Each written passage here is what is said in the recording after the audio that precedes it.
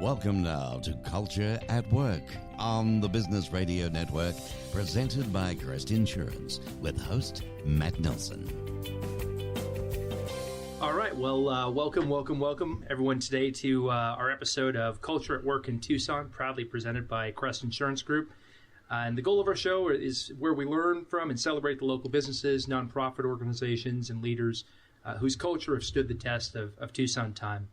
So I'm your host, Matt Nelson, and joining me here at Tucson Business Radio X Studios is a fantastic panel of guests to talk about the role of mentorship in the workplace. For those of you who don't already know, the month of January is National Mentoring Month. It's an initiative dating back almost 2 decades. It was spearheaded by the Harvard School of Public Health with the goal of recognizing and honoring mentors who have helped us each grow as people, professionals, and members in our community. So I'm pleased to welcome our very first guest, my friend and colleague, Corey Williams from Crest Insurance Group. For those of you who Corey's name is familiar, you might recall memories of an obscure basketball event called the NCAA Final Four. I'm biased by virtue of age, but I'd argue, and this is something I say as a proud Sun Devil, but I'd argue that it's one of the best Arizona basketball teams of all time.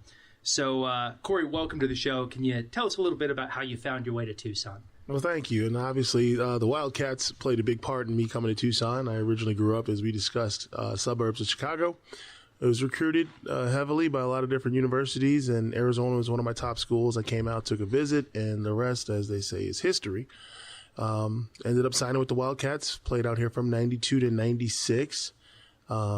Played internationally for about a dozen years, but I always maintained a home here in Tucson, starting back as far as maybe 2000 when I first bought my house. So I've been here for quite a long time. But yeah, Arizona basketball was the initial move for me, and then really do like Tucson as opposed to living in the suburbs of Chicago. It's a nice area. I kind of grew up here, so to speak, and been here ever since. So it's been a great trip for me. Nice. Thank you, Corey. Well, to my right, I'm pleased to welcome Greg Deanna. He's the Director of Public Relations for the Pima County Joint Technical Education District, or as you might better know it, the Pima County JTED. Greg's another proud Arizona Wildcat, and he's spent really his career supporting Tucson's education system through public relations and media experience. Greg and I we've had the pleasure to connect through the JTED's Business and Industry Council. So welcome to the show, and can you tell the audience a bit about your experience in Tucson and also why you focus so intently on education? Well, thank you. You know, I came, my dad was Air Force. I was an Air Force brat, but Tucson was always home, and also fell in love with it, and really not a big fan of cold weather. So my wife and I, she's also a native Tucsonan, so we decided to, plant roots in Tucson, and we love the community. And one of my other passions is education. And I came up through the ranks, and thanks to a mentor of mine that we're going to be talking about later, really found my career in broadcasting and public relations and media relations. And I found out that I could put my talents to use in promoting public education. And that's what I've done for Sunnyside Unified School District, the University of Arizona, Pima Community College, and for the past 12 years, Pima County JTED. And so specific to the JTED, actually, and so when you made the jump from Sunnyside, I know Sunnyside has a JTED cohort, and I know JTED has been closely affiliated with Pima Community College. Was there a specific thing that got you over to the JTED, or was it just kind of a natural progression? Well, actually, I was working for the University of Arizona at the Arizona Cancer Center, and I helped prepare for their 30th anniversary. And the opportunity opened up at Pima JTED. There was a brand new district, and this was a chance to be at the table when we built something from the ground up. So I always compared it to we were building an airplane as it was taking off. We were still nailing on the wings and the tail, and we were already leaving the runway. And so it was a very exciting time, but it was also my chance to be on the ground floor of something that really does great work for the students in the Tucson area. All right. Thanks, Greg. And we'll definitely dive into JTED a bit later in the show. And so now, last but certainly not least, to my left is another friend and colleague, Carlos Chavez, with an organization that we're certainly both very passionate about. So Carlos is the Marketing and Recruitment Director for Big Brothers Big Sisters of Southern Arizona. And given the lean nature of most nonprofit organization, that title means he wears a lot of hats over there. in the business of supporting Tucson's youth. So I've been fortunate to see him at work throughout the organization over the years, and you're definitely the real deal when it comes to mentorship and leadership. But that's kind of been the case throughout your entire career in the nonprofit sector, and especially around youth, hasn't it, Carlos? Yeah, definitely. So I have been working in youth development and child welfare mentorship for the last 12 years through Arizona's Children's Association and now Big Brothers Big Sisters of Southern Arizona. And it's really just something that I feel strongly about, that people and youth in the community really just need that one person in their life to make an impact and really drastically change the future or the outcome of where they want to go. Big Brothers Big Sisters does that in a strong way by matching a youth in our community with a volunteer mentor who's really just there to guide them and show them something that they might not be able to experience otherwise. Kind of similar to the JTED program, to where they might not get those career trainings at home or have the opportunity to have somebody in their family that might have that experience. Being able to provide that to somebody in a youth in the community is huge. I agree. Like you, I've got a little that I mentor. My little is at Amphi High School, and it's crazy to think of, but trying to put myself in his position, especially right now, as fast as the world seems to be moving, the importance of having somebody to kind of help slow things down a little bit and get you to maybe back off of the sights a bit and look around at what's happening around you instead of just the day-to-day of what you're doing. Especially in high school, it's a pretty busy time. So that mentor program, it's been really impressive to see it at work. And just over the years that I've been working with my little, as I'm sure is the case with yours, it's been impressive to see him develop as a young man. I'm excited for what he's going to do in the community. Yeah, it's exciting. This year is actually going to be our first graduating class. So we've been doing it for 4 years now, so it's really exciting to see where these youth are going to go and what they're going to do. We had our Voice of Potential that was just honored at our National Mentoring Month celebration last week. And she let everybody know there that she just got accepted to the U of A, and she's really excited about that. And it might not be something that she would have thought of before she started working with her volunteer mentor. Agreed. Well, so I guess before we dive straight into mentorship, maybe we can talk a little bit about each of our organizations and kind of how the organization approaches mentorship in the community, because really the topic for this month is mentorship in the workplace and the goal of kind of employee development through mentorship.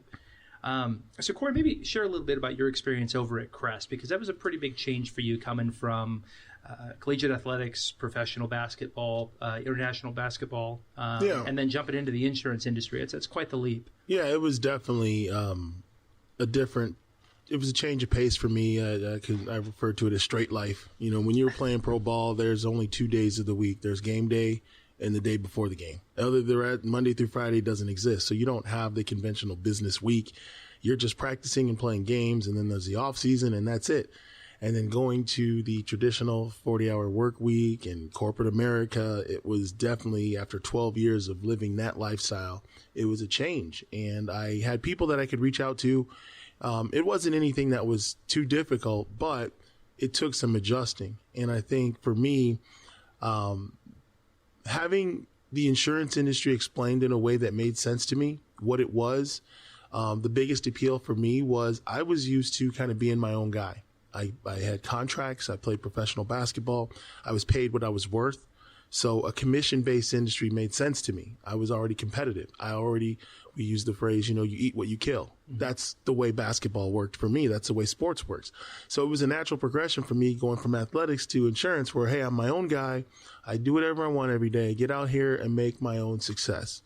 For me, that was the appealing side of it. Now, once, learning the industry, getting licensed, and then being able to sell, that was the second side of it. Salespeople aren't necessarily born. Sometimes they're developed and created. So for me to learn how to sell, it's like, okay, these are the parts of your personality. These are your traits. This is how you apply it and convert it to money. That's where the mentorship takes place, how to sell. Everyone's techniques and methods are different. So what was great for me is when I first got to Crest, there was a guy by the name of Hank Peck he'd been in insurance for a long time. And he took so much joy in taking me to lunch and just giving me the little bits of knowledge and kind of giving me the roadmap on how to be a broker and what his, trial and error, 30 years of trial and error for him it was just like it was like a cheat sheet. Here, this is what you do, this is what you don't do. And he took a lot of pleasure in getting me off to a good start. And I've been very fortunate in life, whether it was playing for Coach Olson or some of my coaches internationally or running into Hank Peck and Cody Ritchie. I've always had people that were more than happy to take the time to get me off to a good start. And I think that's the key. It's a selfless act, really. It's just, you don't have to do it, but there are certain people out there who are really made for it. They love to do that. So I've been fortunate in that regard. It's kind of funny that you bring up Hank is, and to the listener, I'm also in the insurance industry as I said in the introduction, and I've been doing it for about 15 years. But so Hank is a bit of an industry legend down here in Tucson. In a lot of ways, I don't know if Lute would love the comparison of being the Hank Peck of basketball. Maybe Hank is the Lute Olson of it's insurance. Quite possible. But so both of them, interestingly, you've got this generational span, right, where you've got people who are coming into something.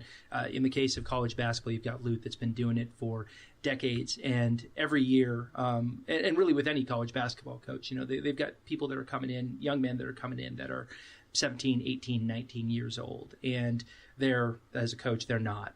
So how did, when you first came in, obviously you come from Illinois to a new area, you're in a basketball program, you've got a coach that everybody talks about the millennial problem and communicating across generations. You've got a coach that, in a lot of ways is a mentor, but also is coming from a different perspective than you are. How is that effectively a gap that's bridged? Well, basketball and I think sports in general, it's a unifying situation. And you're right. I mean, in most situations in college sports, you have a 50 to 60 or maybe even a 70-year-old white male who's coaching and developing teenage men, mostly some predominantly minority men. So you're thinking, okay, where's the connection? Well, the connection's football. The connection's basketball. The connection's baseball. The connection is a family atmosphere where someone is taking the time to illustrate realities and principles, because that's all really it is. It's just, hey, this is how you play successful basketball. You don't have to like me. I like country western. You like rock and roll. I like veal parmesan. You like hot. We don't have anything in common. I'm a 65-year-old white guy, but I'm teaching you some principles in the real world that you're going to come up against, and you need to be able to understand them and interpret them and navigate them. And what you don't realize at the time is, coach is tough, or, my boss is tough. But the things that they're teaching you, they're universal. So that's the common ground, is you want to become good at your craft. I'm giving you some principles and ideals that will help you. Now, you can take or leave them. That's the part that's always interesting. Take it or leave it. Mentoring is kind of that way where you're like, this is the reality. If you don't do X, then Y. If you do Y, then X. And then you step back and you let the person experience it on their own. Whether you have success in sports or you have success in sales, that's really not on the mentor. The mentor's job, I think, is to provide the structure and show you the roadmap. Hey, here's the map. You can go left, you can go right. My experience is left is better. Then, and you give them that. And then a lot of people will come back and tell you, you get the feedback. But the connection for the generational gap between, demographics is always the sport. The coach, his goal is to be successful. The mentor's goal is to be successful. So that unifies them. Now it goes in terms of by what method? Well, who's the only one with experience? The coach. So it's the coach's method. And then the coach's method, you look back and you're like, man, I'm so glad I played for him. I went to 2 Final Fours. I got a Pac-12 champion, Pac-10 championships. Some of our guys went on to the NBA to make millions. And they will tell you in a heartbeat, it was because of Coach Olson. In terms of skill, there's thousands of guys playing college ball, but then there's only a handful of us learning at the foot of someone at his level. So then our lives are changed forever. Their children's lives are changed forever. They've got generational wealth now because they spent 48 months with Lute Olson. And that's on the far end of mentorship. That's an extreme example. Sure. But I think you can apply it to most situations. Agreed. Well, actually, it's funny. As you were talking about becoming a professional in your craft, naturally, it just made sense to think about JTED because really, JTED's mission, and maybe, Greg, you can elaborate on it a little bit. Sure. But, it's basically taking adjunct faculty, people who are experts in their craft, and bringing them into an educational environment to share their craft with young adults who are interested in, if nothing else, learning about that field, but also possibly going on to become a professional in it. So can you talk a little bit about how that works within the JTED construct, and really what you've seen from the adjunct faculty and the youth that have interacted in the JTED environment? Sure. Well, the PEMA JTED, we look to hire professionals in their field versus hiring teachers and then teaching them a skill to teach. So we take professionals and teach them how to be teachers. And one of the benefits of that is that when students come into our program, they're learning from somebody who's been in the construction trades. They're learning from somebody who's been in the trench as a nurse at TMC. They've learned from somebody who's been there and done that and still has the connections in those industries to make those experiences come to life for the student. And so we do mentor our teachers. We have programs set up, and it's being more formalized even in the current administration with Kathy Prather has put an action plan into place where, because your mentor, as Corey alluded to, is your mentor is not your boss. You have a boss who will tell you what you're doing wrong and correct you when you need to be corrected, and coworkers who will do that, or clients. But a mentor is that person who will tell you, here's your strengths that I see in you, and here's where you can apply them best. And, my opinion, and again, it is a take it or leave it situation. It's a very it's a connection, and it's kind of hard to describe. But in many ways in education, it's informal. But our teachers, in turn, mentoring their students, they don't mentor all of them. They will teach all of them, but they mentor just a small handful. And it's kind of the same place in the workplace, that people will not mentor a staff of teachers. They will mentor a few of them who care to listen to those pearls of wisdom that they share and give that career advice. And so we really see it as something that just continues giving. We mentor our teachers mentor our students, and it's kind of this full cycle. But we see things coming back all the time, where we have had students kind of in dire straits, where they were, there's one that comes to mind. He was in an alternative high school, which is kind of your last ditch effort. You're either going to make it or not. And his construction teacher mentored him and showed him that, hey, you've got some skills and gifts that you can put to use if you choose to, if this is right for you. And this kid had it rough. He did not have a good home life. He did not have a father figure. He was living on his own. And those teachers mentored him into how to become a young man and how to become a responsible adult. And this student just gobbled it up and took it. And then they helped pass off that student. So we have other mentors in industry because of their connections. The teacher said, hey, I've got pals working in the field that I can set you up with if you're interested. This particular young man that I'm thinking of said, sure. And they ended up with an internship at Southwest Gas. They loved him, and he's well on his way. And that's what it's really all about. As a young person, you sometimes need somebody who can look inside you and say, I see something good. I see skills. I see some, that you can take talent and apply it somewhere if you choose to. And they help you navigate, like Corey said, those waters that can be kind of scary when you're young and you just don't know. Yeah, definitely. It's kind of funny because, the parallel between basketball and, in this case, a trade, right, a professional career, but it's basically by giving somebody a target that they can latch on to sure. When they're going through adolescence, which is a tough period, that you can start to see once they have that target, they have that foothold to grab onto. You can kind of see the person start to emerge from whatever was holding them back in that situation.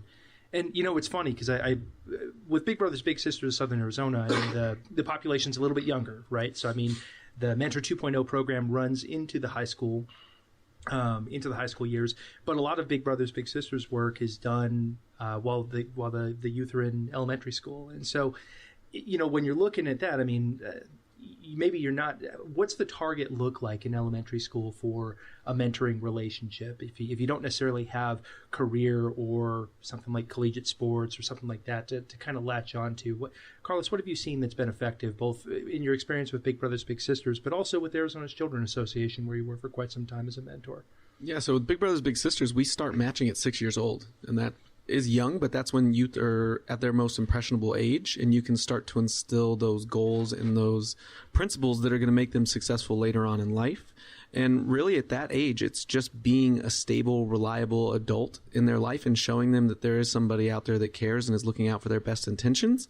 And just putting that in there and displaying those positive relationship skills, all of those things that you're maybe doing just inadvertently by taking them out to the children's museum or to a basketball game or something like that. You're just showing them that somebody is there and cares and wants their best for them.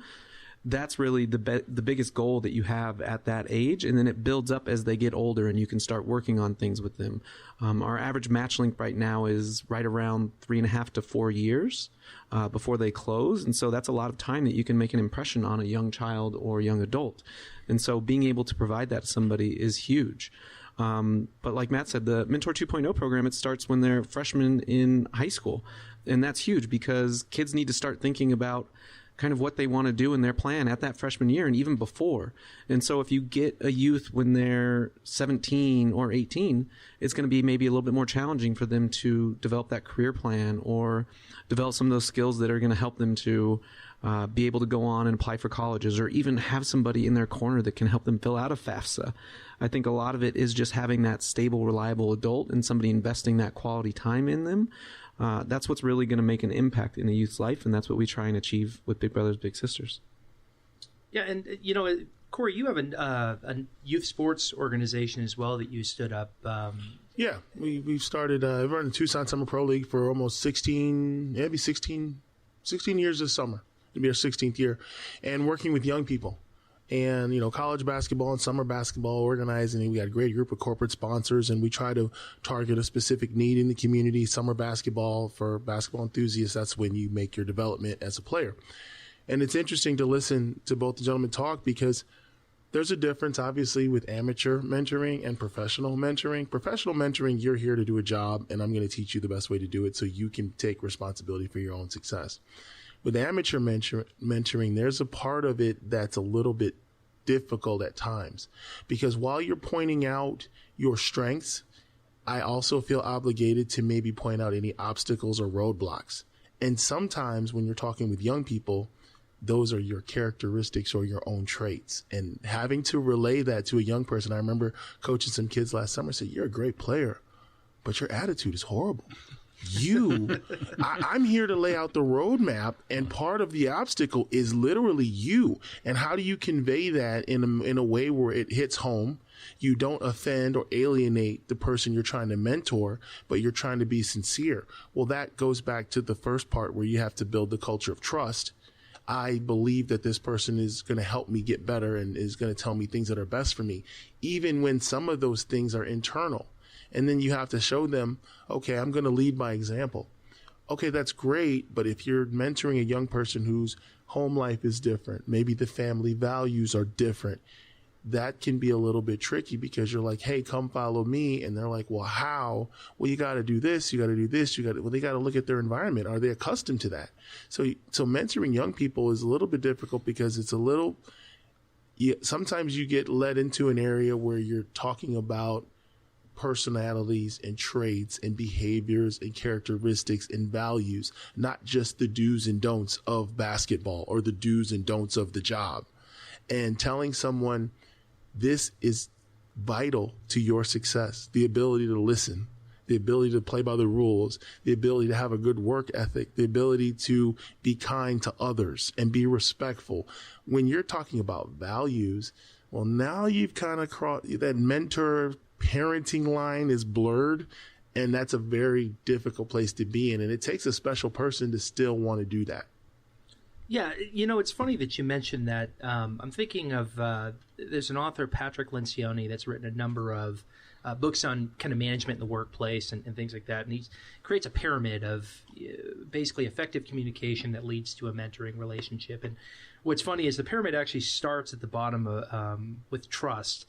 But even below that, the ground that in his example that the pyramid sits on is a ground of willingness to be vulnerable, right? Which is really a component of trust. But so as you think of, and this kind of be an open question, but as each of you think of both from workplace perspective, but maybe in kind of your own path to get where you are, what was it that, can you think of a specific moment where a switch flipped and you said, you know what, I trust this person enough to be vulnerable with them and talk about where I might need to develop so that we can move on to the phase of trying to identify and agree upon areas where I can work and develop. And maybe for this one, maybe we'll open it up with you, Greg, if you don't mind.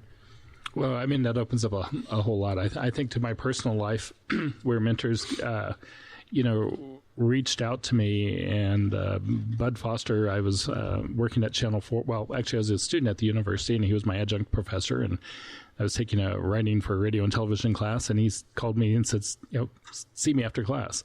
And I immediately thought, what did I do wrong? Because I was the biggest class clown. I wasn't really taking life seriously, and I was for sure I was in trouble, because I frequently am.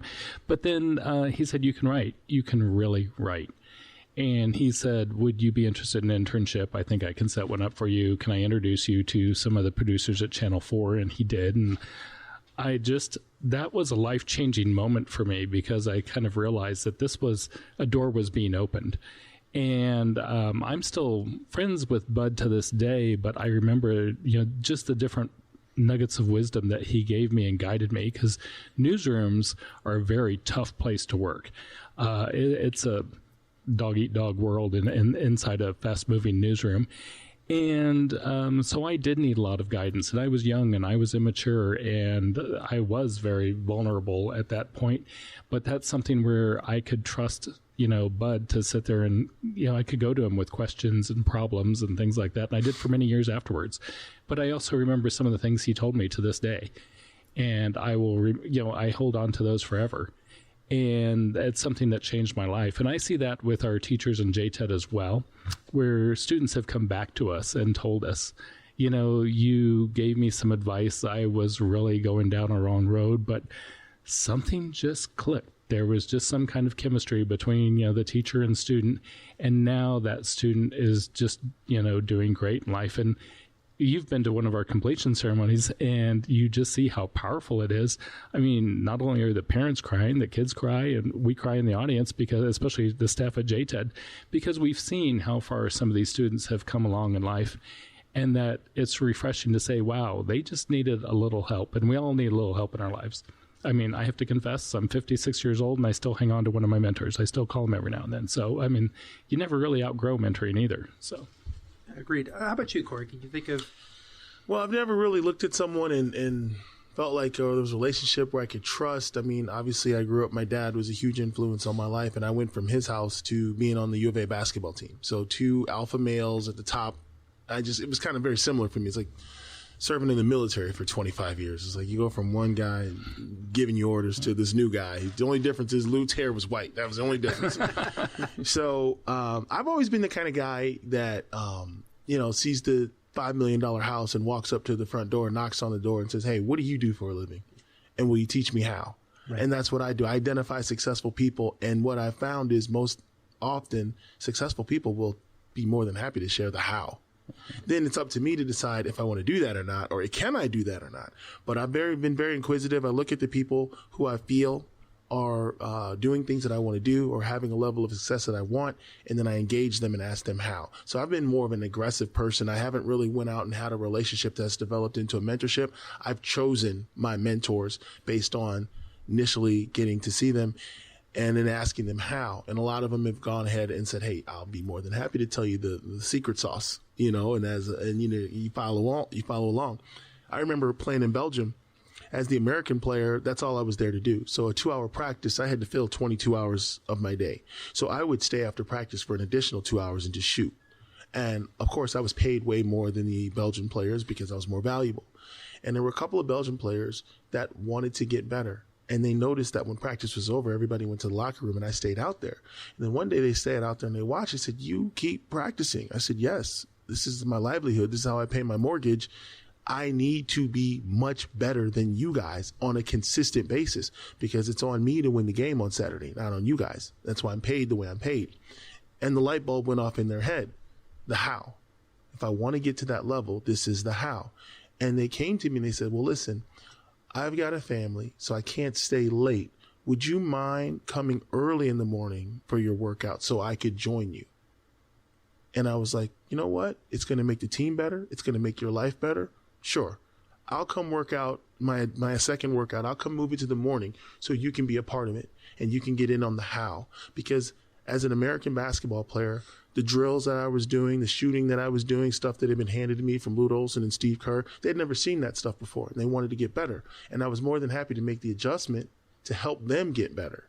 Now, some of them did get better throughout the year. Their careers went in different directions. But the point of it was I knew people had done that for me, so I was happy to do it for someone else. Yeah, it's funny as you mentioned that because I was in the military for about 9 years. And so in a military environment, and it sounds like it's similar to a sports environment at a higher level, there's an expectation that's placed upon you that if you have a question, you need to go seek it out and find it. And so one of the things that became apparent to me early on was how important authenticity in your request was in that environment. So in other words, anytime you go to somebody who's successful or a professional in their craft, by virtue of them doing it for a very long time, I think people develop a fairly adept sense of when a person is being authentic about their intent to improve, because their time is valuable, right? Like you identified. I mean, your time on the court was very valuable. So how did you, or how do you, especially with the youth you work with now, work on that ability to request help authentically and follow up on it? It's interesting because we have a little reverse psychology we do. When I work with young people and kids, I understand that there's a lot of stuff they don't know, and I understand the stuff that they do know, and I make random statements that cover both categories. So what I'm trying to do is I'm trying to create an atmosphere where they feel like there are no dumb questions.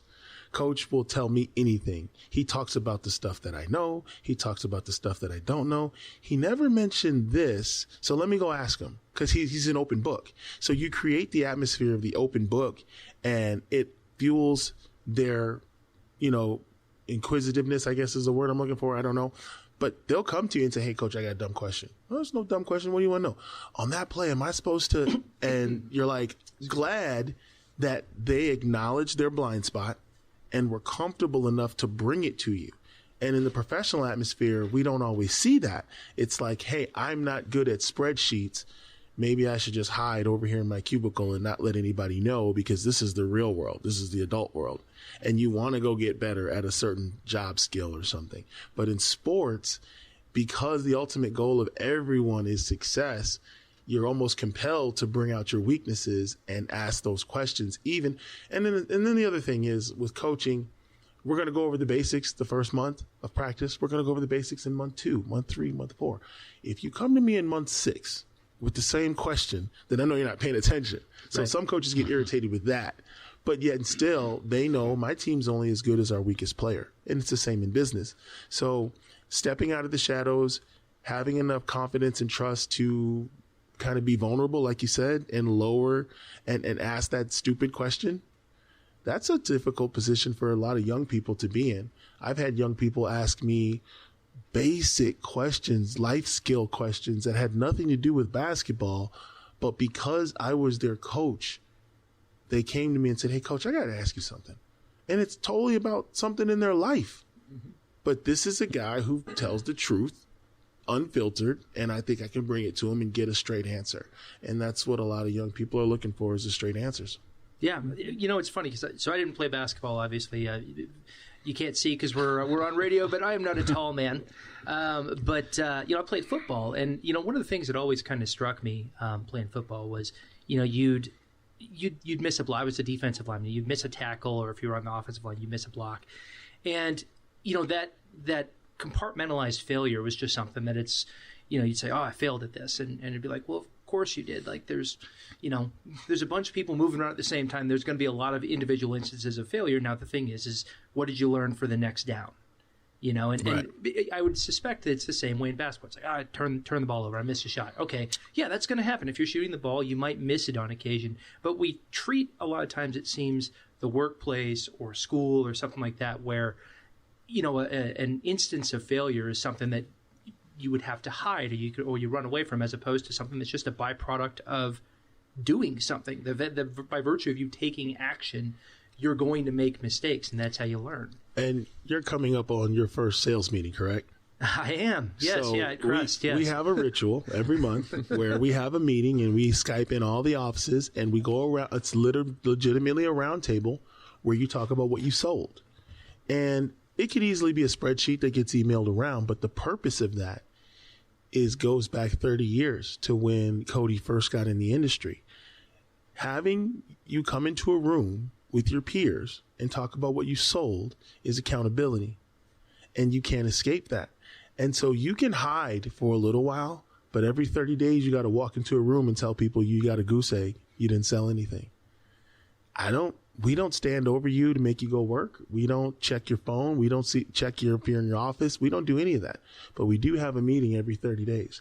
And the flip side is true. You go out and sell a whole bunch. You come in that meeting, say what you sold. Nobody cares. You can be posting pictures from Cabo San Lucas. But if you're a successful broker, we don't care because we really don't want you in the office. We want you out selling. So that accountability, hiding that happens in a lot of institutions where people have skills that maybe they're trying to blend in. Well, the company's doing good, so who cares if I don't know how to do this skill or do that skill, or, I'm going to have someone else do it. That's a difficult thing because you want your people to feel comfortable enough to come to you to develop how to develop young people, which is America's challenge, not just yours. Yeah. It's the challenge of the nation. Sure. Because I don't think kids are any different than they were 50, 60 years ago, but they just have a totally different set of challenges than the other generations may have had. And I can't imagine what you guys must go through. I hear conversations out of young people that blow my mind, like literally. Why are you talking about that at 11? Why have you seen that at 9 years old? Why are you thinking that way at 12? So when you talk about being a mentor to a young person, it's totally different than I can imagine in the professional ranks where you're dealing with adults. Because if the adult doesn't pan out, chances are it's their responsibility. They got to fix it. But with kids, it's just a whole different ballgame. I'd like to tag on to that if I could, Matt. One thing that we instituted at JTED and through our superintendent is a growth mindset. And that is that mistakes are the way that you learn. So mistakes are a necessary part of life because if you're not making mistakes, you're not growing. And we started this with the staff, but what's interesting is it has gone through to the students, and now our students, we're seeing them, that they're embracing this growth mindset. So when we see students out in the field, we'll hear them refer back to those principles of, I really, I built that construction problem or project completely wrong, but boy, did I learn from it. I'll never do that again. And they're exhibiting signs of embracing the growth mindset of that it's okay to make mistakes. We all make mistakes, but are you learning from those mistakes, and how will you correct it next time, and how will you approach it differently? And I think that plays into mentorship, is letting people know that, life's not going to be perfect. You're not going to be perfect. It's okay to make mistakes. It's how you approach those mistakes and how you rebound and come back from them. That's what's key. And giving people that confidence that, it's going to be okay. We're going to solve this, and we're going to get through it. And how will we do it next time? And so I think those things are key. Yeah, agreed. Well, and, Carlos, we've been talking a lot about, mentorship in young people, and, in an environment, like Big Brothers Big Sisters. I mean, you've got a situation where strangers are being pulled together, and it's a relationship that has to evolve very quickly just by virtue of the amount of time that the mentor has to interface with, with the youth. So how does that work? And can you tie that maybe to some of your experience, developing a trusting relationship with, whether it's a mentor or an organization to kind of get you to where you're at? Yeah, so with Big Brothers Big Sisters and other organizations that I've worked in mentorship, it was really a joint effort between the volunteer and the mentee. And so in all of the cases that I've been a part of, everybody has to be on the same page and be willing to participate. If you have a youth in there or somebody that's going to get mentored and they don't necessarily want to, or they're not open to it, it's not going to be something that's successful, and they're not going to be receptive to what they're hearing. And so having that from the start is really important, and it allows you to build that relationship pretty quickly because everybody's there for the same thing and for the same reasons. And from personal experience, I have kind of a similar situation or a little bit different situation, I would say, to some of the people that we've talked to, and then I'm very familiar with the way that the kids grow up from the JTED program and then Big Brothers Big Sisters as well. So at a very young age, at around 8, I was removed from my family and then moved in with, it was a babysitter at the time, and was raised by them up until 18, and we did an adult adoption. But I had other siblings that didn't turn out as successful as I am. And I was always asking as I was growing up, okay, and as I got older, what was different in that relationship that I had with you guys than my siblings who didn't turn out to be as successful and had issues in other areas? And they really said that since that young age, I really had a desire to be different from where I came from. And I was open and receptive to what was happening around me. And a lot of those people that helped raise me are still mentors to me to this day. I go to them whenever I have any job changes or thinking of a career move or just really any kind of personal things in life. And those mentors were brought into my life, not by choice. They were there and they were supportive and they helped me out. And I correlate that a lot with what I do with Big Brothers Big Sisters and my other organizations that I've worked with. I've always wanted to be there for youth that might have been in the same situation and be able to help and support them in that area. And then coming from the nonprofit side of work, it's an industry to where if you're not going and actively looking for somebody to mentor you, there are not going to be people that come up and say, hey, you look like you're doing really well with this. Let me help you out. Let me kind of guide you. You have to go and you actually have to be the one to initiate those conversations, like we were saying. Like Corey was saying, if you go up to somebody that has a $3 million house and how'd you get that? I want to be at that point. And some point in my life, I want to be able to do that.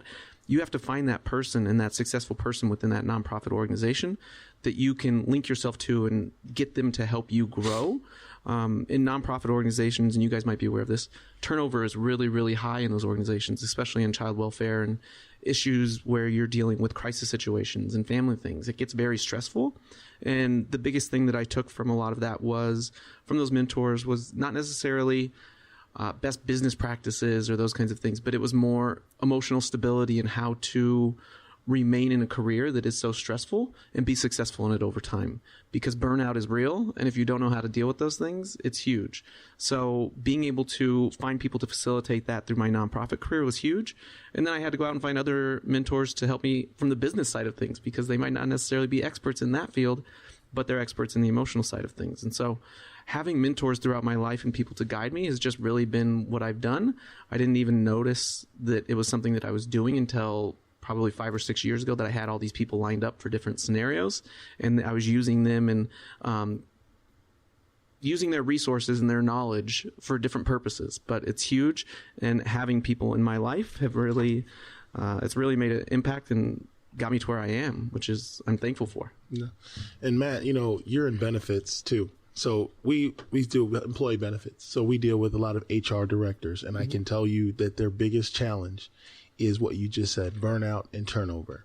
And I don't care how extensive your onboarding process is or your interview process is, it's never going to be enough time to gauge someone's desire, someone's ability to ask for help, someone's work ethic. You're trying to get that in a snapshot in a couple of interviews and a few emails, but you really can't get that picture until that person gets in there and you're like, this is a person that's going to grow from a 2 to a 10. Because it's in them to do that. This is a person that's going to seek out help. This is a person who takes pride in their work. This is a person who's going to really push themselves.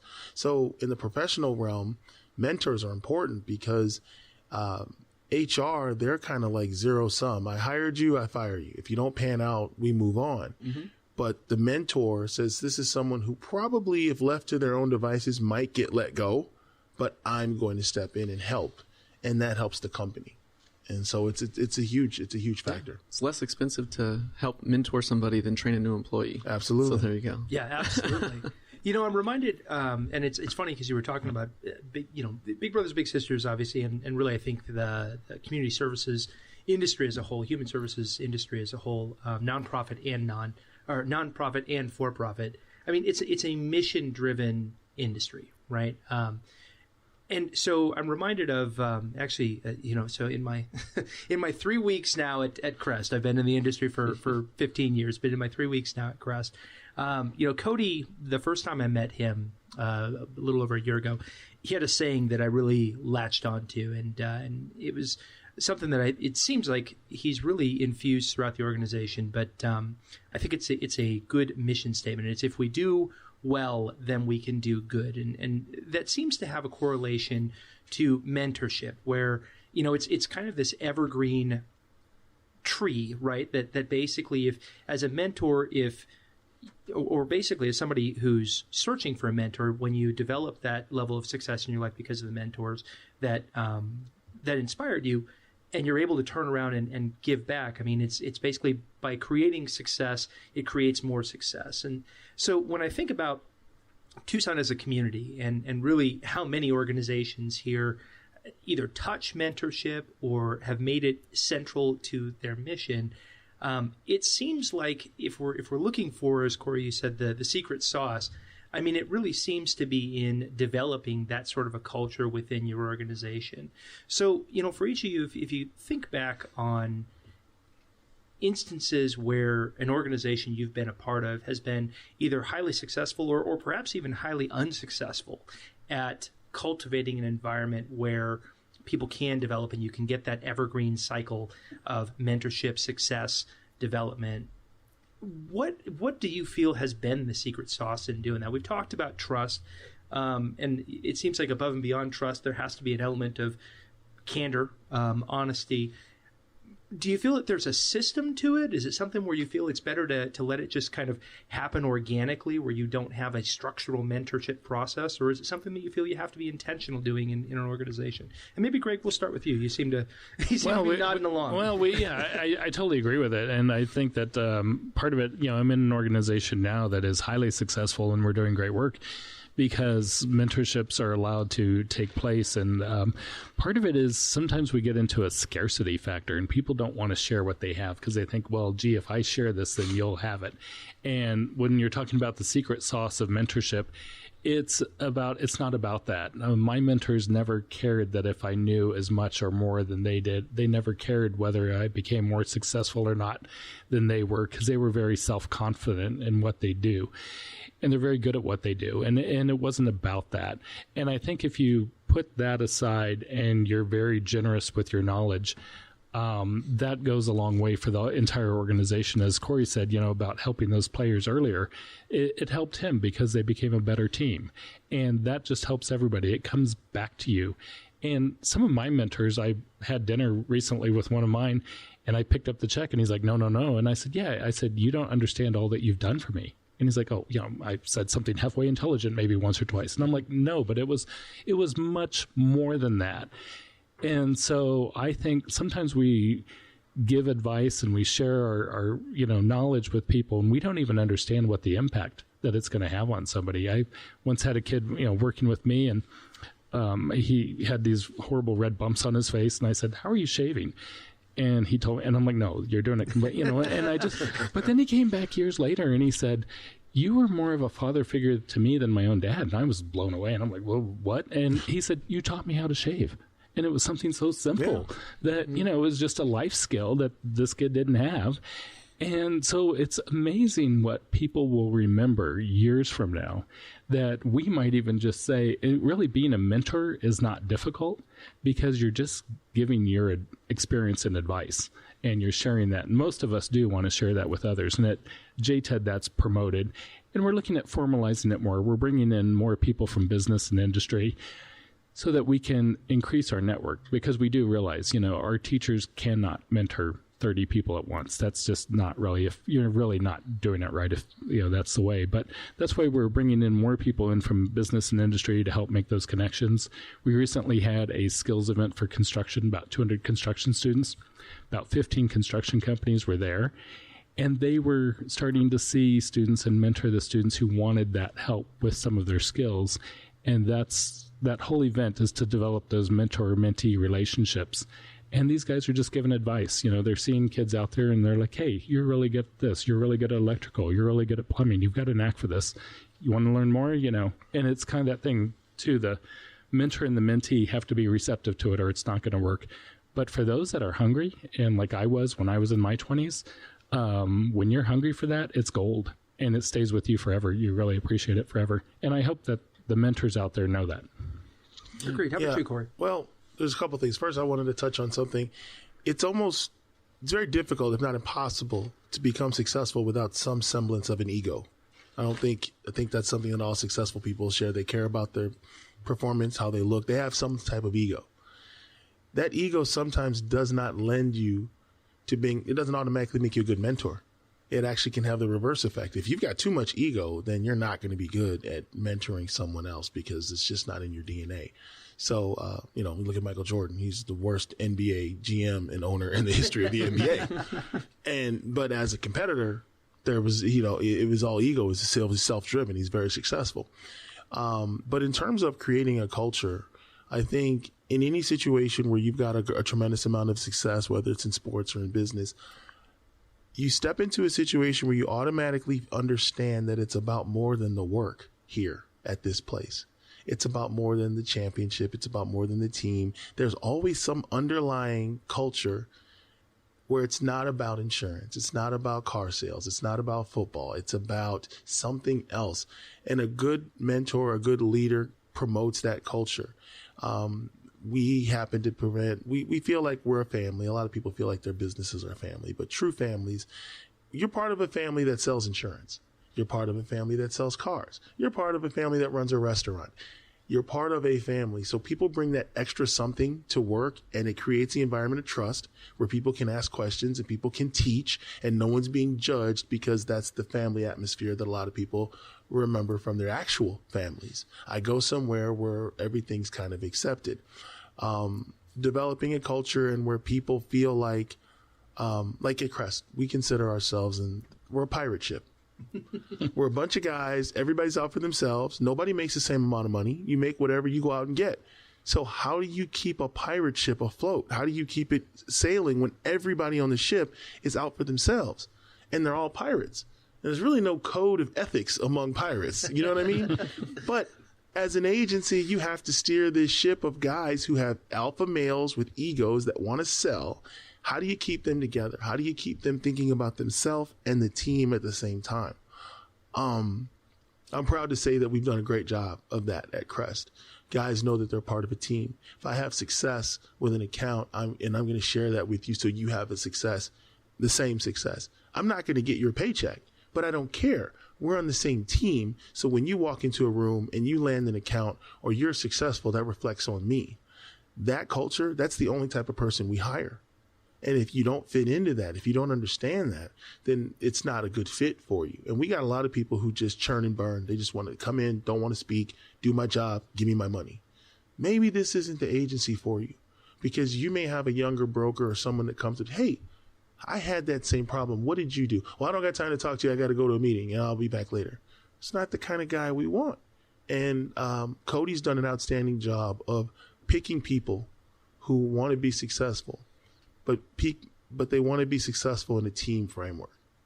And it's a challenge. It's really hard because that's a rare type of person that wants individual success, but will take the time to teach, to answer questions, to share, to learn. I mean, we got guys that have been in the industry 40 years. They've forgotten more about insurance than we'll ever know. And I can knock on their door, walk in and ask them a stupid question. And they'll look at me for a couple seconds and be like, you know you're supposed to know this, right? And then they'll tell me. But it's like working in the Library of Congress of insurance because everyone will share all their information. And you're not going to take any food off their plate. So that's that culture of more than insurance, more than business, more than work, being a part of a team. It sounds cliche. It sounds corny, but that's the difference between the top organizations and the rest. Getting that extra level of commitment, that extra level of comfort out of your employees, it really does make a difference because then you don't have the turnover issues. Who leaves a company where they actually feel like they've got 50 people that have their back every day? I can't make it in. I'm sick. Can you cover my meeting? Sure. I got to go pick up my kid. That's okay. We'll see you tomorrow. You know, my daughter's sick. When you live in that environment versus some of these other corporate environments, you don't have a retention problem. Yeah, and I look at it as building a culture of growth both personally and professionally. And participate in a lot of Tucson Young Professional events, and that's one of the big things that they try and harp on is how do we keep young professionals in Tucson? And I think that a lot of ways it's just providing that path and that opportunity for them to say, okay, if I want to be here in 5 years, this is what I need to do. This is kind of where I can model that after and who I can talk to about it. But then also a lot of young professionals are looking for that personal growth as well. And if companies aren't providing that, they're going to go find somebody that is. Yeah, agreed. So, as we start to wind down here, just wanted to shift the focus slightly to what somebody who's listening might be able to do in terms of mentorship. I mean, obviously, there's the opportunity to step up in your respective organizations and say, hey, we've got somebody who's new to our organization. I want to make sure they get up to speed quickly, make sure that they're successful because it makes the team better. So I'm going to step up and volunteer and help guide that person. But outside of that, maybe Carlos, we'll start with you with Big Brothers Big Sisters. We've talked a bit about the Mentor 2.0 program. We've talked about the traditional Big Brother or Big Sister program. If somebody wanted to, if they're hearing this and they say, that's something I'd like to get involved in, how would they do that? Yeah, it's super simple. You just got to go to our website, www.SoAzBigs.org. Click on the program that you would like or just a volunteer tab, and we can get all the information that you would need. Obviously, you need to pass some background checks to be able to work with children, but then we would facilitate it based on your experience, your likes and needs as to what program you'd go into and who you'd be matched with. It's a very simple process, but we're very intentional on how we match the youth with volunteers. It's something that we spend a lot of time with, and we want to make sure that it's most successful for the families and all involved. Yeah, and it's kind of one of those things where I know one of the common concerns when somebody looks at mentoring in general, right? Volunteering in general, maybe it's I'm not sure how do I make the time or how do I get over it? I don't necessarily know that I'm the person that should be in a position to mentor. I mean, how has the organization successfully worked around that? I mean, the time commitment is something. I know there's a structural program that sets it up where the commitment is manageable. I mean, I'm a pretty busy guy, and I've found the ability to do it. But how has the organization built a system around that? And is that something that you think could be mirrored elsewhere in terms of, scheduling and being intentional about your mentorship and kind of planning it out, having a program or a curriculum? Yeah. And so the most time that you're required to spend with a little brother or little sister through our program is just 4 hours a month, either in person or like Mentor 2.0, 2 in person and then 2 online. So it's a very minimal time commitment. And what we do for the majority of our programs is allow you to schedule that with the family. So if you do have a busy schedule, it's something that you get to plan with that family to make it as easy as it possibly can be for you. And I think that if you're looking into putting that into a professional standpoint from organizationally, just asking somebody, if you're looking for mentorship, say, hey, can I have an hour of your time maybe a month? It's not a lot of time, but that time can really impact you and what you're looking for and what you're trying to get out of. And then, so Greg, same thing for Pima County JTED. I mean, I know I'm on the Business and Industry Council, so that's right. That's a group of business owners that come in about once a quarter, and we kind of sit down, we get some exposure for the different programs JTED has, and lend some expertise from each of our respective industries. But if somebody was interested in the JTED and maybe they're somebody that runs a business in the trades and would be interested in teaching or something like that, how would they find out more? How can they get involved in the JTED? Very similar. They can make initial contact through our website. It's PIMA, JTED.org. And just let us know what you're looking for. All of those kind of come to my email box, and I will pair you up the right way. Depends on the level of involvement that you'd like. You mentioned the Business and Industry Advisory Council. They are mentoring us as teachers and administrators on what we should be doing in our programs for the students' benefit to enter the workforce most successfully. But then we do have opportunities for businesses to work directly with students, and we have many in the healthcare professions and construction industries. As you can imagine, the trades are all begging for people, and it's great that they're starting to see that if we open up internship and externship opportunities, those are more formalized, and those lead to internship as well, but they are more formalized areas where students can come in, receive career advice, see what it's like. And also it gives business owners the opportunity to meet our students and see if there's a good fit for a working relationship that's the ongoing career. So there's many different levels that businesses can be involved. Okay. And then Corey, I know we're as we're sailing the pirate ship around. I mean, it's if you're willing to pick up an oar and you're interested in the insurance industry, certainly, I mean, Crest is a great agency. But also with your youth sports program, I mean, if somebody wanted to learn more about it, if they wanted to participate in it, how would they find you? Well, we're online, TucsonSPL.com. It's our website. We get a lot of contact from parents and volunteers, and we do an internship program with the Pasquayaki tribe where we take 20 teenagers every year.